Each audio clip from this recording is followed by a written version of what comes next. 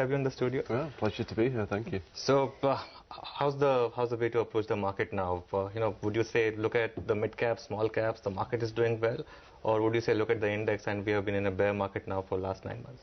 We've been in a bear market, is it? It's corrected some 15%, yeah. right? And I think the problem for the market in terms of the index is that there's no real leadership at the moment, and that's where the problem lies. I mean, even your defensive sectors, are being punished, whether it's from pharma because of the rules coming out of the US, in terms of the consumer stocks, because basically. The consumer stocks themselves are under a lot of pressure in terms of trying to gain market share, losing margins in trying to do that. So there's an IT, Infosys came out and said, well, we're going to change our model again now. So we're going to have to wait some more quarters for that. So whether that works, we don't know.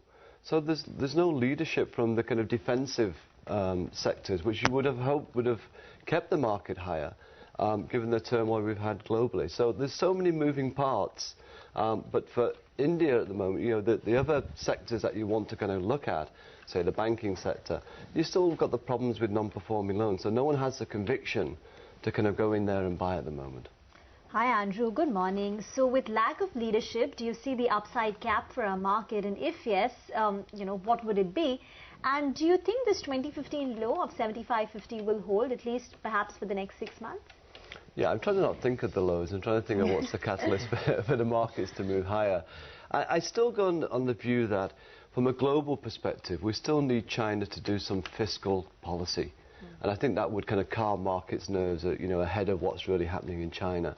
But interestingly, China, Russia, even Brazil, the kind of areas where you said, the biggest problems are coming out of, have actually outperformed India. It's kind of, the story or the picture looks a bit odd in that respect, because India has all the growth ingredients there, whereas the other countries don't. But you're seeing, obviously, a pickup in the markets there. So is that telling you that maybe, I'm saying maybe the floor of the commodity price fall is kind of behind us, or there or thereabouts? Okay. Which could mean that's why you're seeing incremental money flows into these countries. Like last month, you saw more flow into Korea. South Korea, because obviously if China picks up, then Korea picks up at the same time. So maybe money's just moving around a little bit more, not coming to India. Any emerging market kind of selling of funds is affecting India's outflows at the moment. Okay. Andrew, thank you for coming into our studios and taking the time out. The Modi government post the Bihar elections has sort of set the ball rolling as far as reforms are concerned. First, they started off with the rebooting of those 34 stuck projects in roads. Now there's some talk of, the transfer of non-coal mines, making it easier for coal movement, etc. Will this enthuse investors, or do you think a lot more needs to be done? There's always more to be done, but, the problem with not the problem. I mean, what they're doing is excellent. I mean, for the long-term picture, it's very good news. But that doesn't incrementally change anyone's earnings overnight. And that's what the market's looking for. It's looking for the quick kind of earnings, kind of move higher. And it's just not happening at the moment. I was encouraged by the reporting season only for the fact that operating margins across a lot of industries actually improved consistently. Now, whether that can continue, we'll have to wait and see. But if you get that top-line growth starting to pick up from single-digit towards double-digit, then that again will start to flow through to the bottom line. So I'm more optimistic than I have been on earnings going forward, because next year you're going to get financial gearing as well playing into the earnings, as the benefits of interest rates being lowered will start to come through. So, I can't get overly negative. I know it's easy to be negative at the moment, but I just can't get negative about India. Okay. Andrew, your call was that towards the end we'll have a big rally in Indian market. So have you changed your portfolio? Have you added more longs in the last, say, 1 month or so? What's your portfolio looking like now in terms of shorts and longs? So at the moment, we're still sitting on a heavy amount of cash, because one of the catalysts for markets to move higher was obviously China doing something on their fiscal policies, which they haven't done yet. So we're sitting on around 70% cash. Wow. And of is that the highest that you have been in? No, I've been in August we were 85% cash. Okay. When markets are so volatile, it's not worth trying to find the bottom. You can sit out the volatility, and cash is king, and protecting capital is the first thing you do. So you have deployed some cash between August and now. Yes, and where has that been? Yeah, so that's more towards the back end of August and into September and October. But it's been the hedges have been very high, so we're sitting on a 60% hedge, even with that incremental money that we have in the market. So what's your top long and what's your top short right now? So we still like the banking sector. So HDFC is the largest in terms of our core holding on the long side. HDFC Bank. Yes. Okay. And on the short side, we have obviously, because you can't take single kind of bets on the short side. So we have quite a lot of stocks, but metals and oils continue to be in the kind of hedges there for us at the moment. We still think there's enough headwinds. Whilst I said I'm optimistic about commodity prices may have bottomed, the outlook at the moment and the negativity around the sectors are so strong that it's a good hedge for them. No, oil is interesting, but in oil you have the users of oil as well, right? Like the BPCLs and HPCLs. Yeah. Are you short on all these stocks? No, or it's more the ONGCs. Side. Yeah. Okay.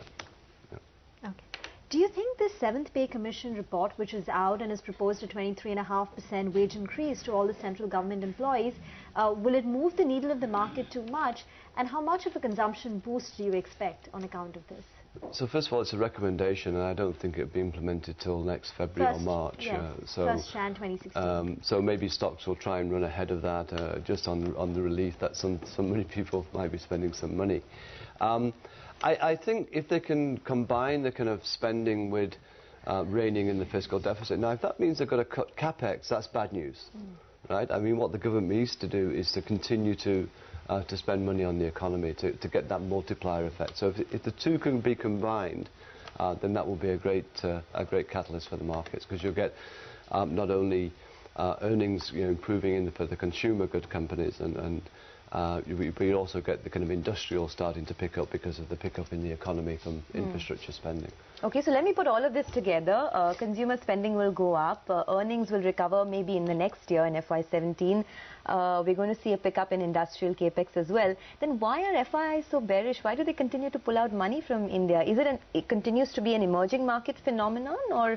I think it is. I think it's more emerging markets where you're seeing incremental selling.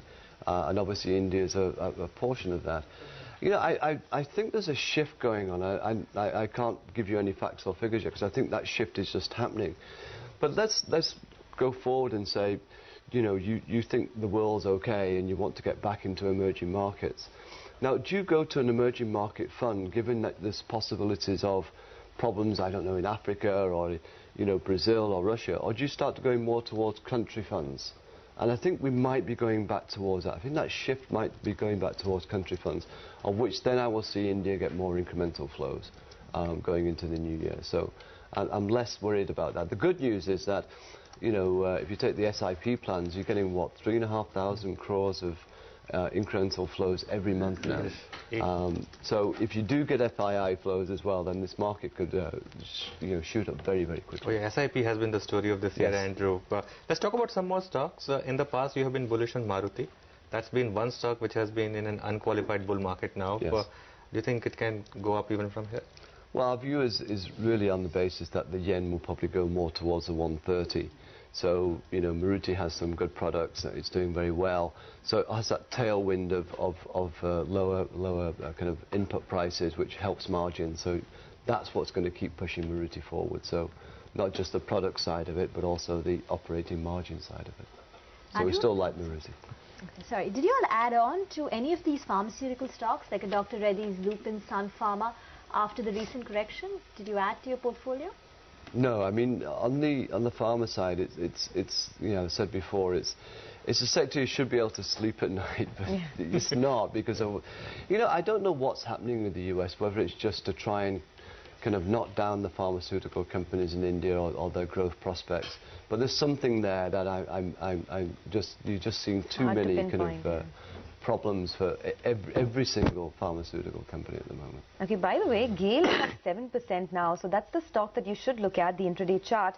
As we were telling you, there are reports suggesting that RasGas has agreed to modify the long-term contract with Petronet LNG, and IDFC says that the maximum benefit could be to GAIL due to a reduction of the petchem cost and a no take or pay liability. We'll of course get Varinder to give you more details on that in a bit, but that's the stock that you need to look at this point. Andrew, before we let you go, one quick comment on auto ancillaries, because that's a space you watch very closely. You know, now apart from the Bharat Forges and the Motherson Sumis, a whole Pandora's box of auto ancillaries have opened up. A lot of the new names are seeing buying interest. Anything fresh that has interested you in the recent past? We're still sticking to our Ramkrishna Forgings and Fiam Industries, actually, is a new one that we've been adding recently.